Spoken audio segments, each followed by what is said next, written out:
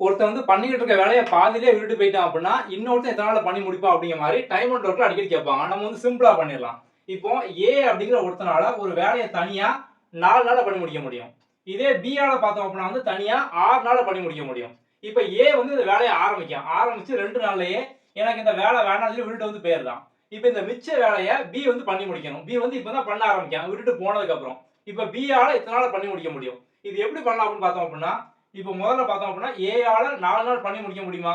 அப்ப கீழே நம்ம வந்து 4 சொல்லி வந்து போட்டுக்கலாம். ஓகே.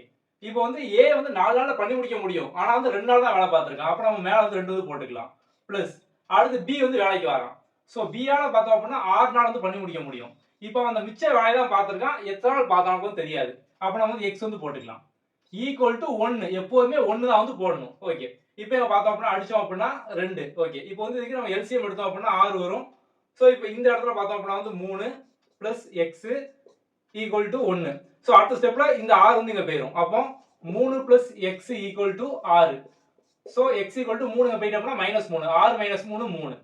அப்போ பி மிச்சம் இருக்க வேலையை 3 நாள் வந்து முடிப்பான். அவ்வளவுதான் சிம்பிள். நீங்க இதே மெத்தட்ல இந்த லீவிங் அண்ட் ஜாயினிங் இது எல்லாமே நீங்க வந்து பண்ணி முடிச்சிடலாம். அவ்வளவுதான் சிம்பிள்.